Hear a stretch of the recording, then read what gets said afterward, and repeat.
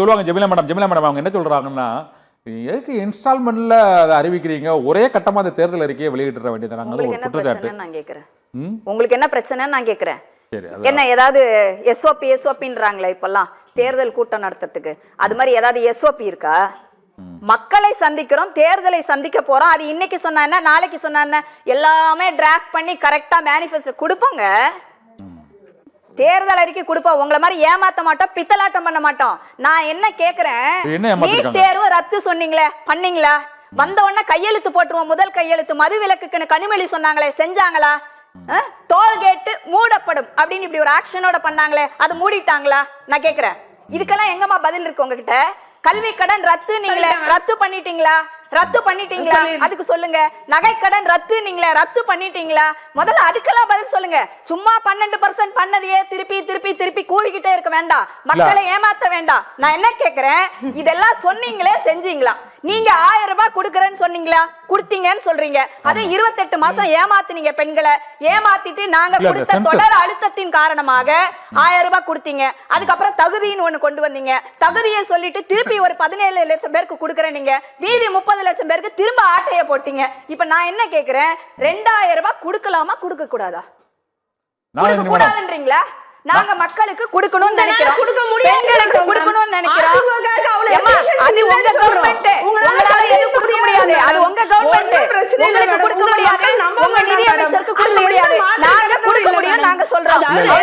நான் கேட்டேன் 4 கேள்விக்கு முதல்ல பதில் சொல்லுங்க. சுயமரியாதை என்ன தெரியுமா? சமூக எதற்காக கொடுக்குறீங்க நாங்க கேக்குறோம்ல, அதுக்கான பதில் உங்ககிட்ட இருக்கா? ஏன் மேடம் குலவிளக்கு பேர் கருத்து என்ன மேடம்? நான் என்ன கேக்குறேன், நீ தேர்வு ரத்து சொன்னீங்களே செஞ்சீங்களா? அதுக்கு பதில் சொல்லுங்க. நான் என்ன சொல்றேன், ஒன்றிய அரசு ஒரு நிமிஷம்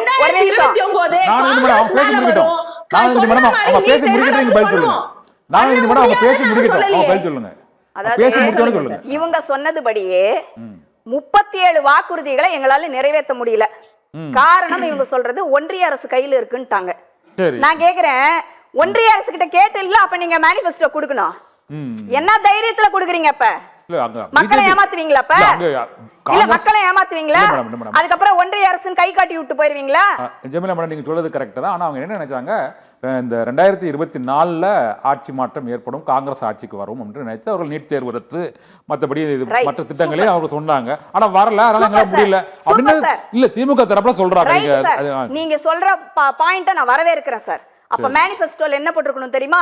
2024 காங்கிரஸ் பாராளுமன்றத்திற்கு வந்தால், இந்திய அரசை ஆட்சி செய்ய வந்தால் இந்த வாக்குறுதிகள் எல்லாம் நிறைவேற்றப்படும்.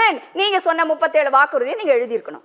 இல்ல வாக்குறுதி ஒரு நம்பிக்கை, அதாவது என்ன நம்பிக்கையில யாரால ஆட்சி வந்துருவாங்க நம்பிக்கிறது, யாரை ஏமாத்துறது? தமிழ்நாட்டு மக்களுக்கு நீங்க முதலமைச்சர் தேர்தல், இங்க வந்து சட்டமன்ற தேர்தல் நடக்குது. எதை நிறைவேற்ற முடியுமோ, முதலமைச்சருக்கான அதிகாரம் என்ன இருக்கோ அதை நீங்க சொல்லுங்க. அதிகாரம் இல்லாதெல்லாம் சொல்லிட்டு ஊரை ஏமாத்தாதீங்க. இதே தானே பண்ணாங்க. மாணவர்களை ஏமாத்துனீங்களா இல்லையா? சரி, நீட் விடுங்க, மத்தத சொல்லுங்க. மாணவர்களுக்கு கடன் ரத்து பண்ணப்படும் கல்வி கடன் தள்ளுபடி, அதற்கு இதே காரணம், மத்தியில் வந்து சாதகமான அரசு அமையவில்லை. அதனால இந்த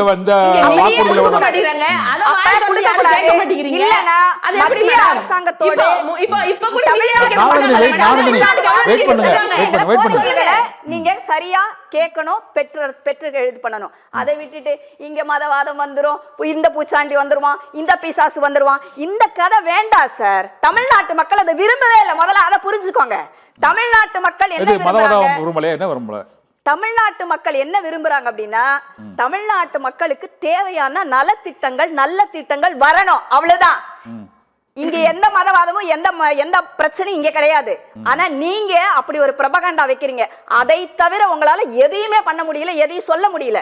குற்றம் குறை சொல்ல முடியாததுனால ஒரு போலியா ஒரு பிம்பத்தை ஒரு கிரியேட் பண்ணி ஒரு இலூஷன், ஏதோ ஒண்ணு நடக்காத ஒண்ணு நடக்கிற மாதிரி உலகத்துக்கு காமிக்கணும்னு காமிச்சு நீங்க வாக்குகளை பெற முயற்சிக்கிறீங்க. அதில் வெற்றியும் கண்டீர்கள்.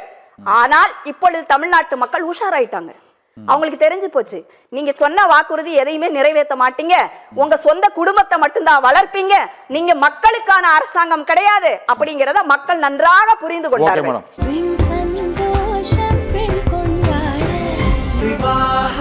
மணப்பெண்ணின் பிரத்யேகமான திருமணம் விவாஹா தி சென்னை சில்க்ஸ்.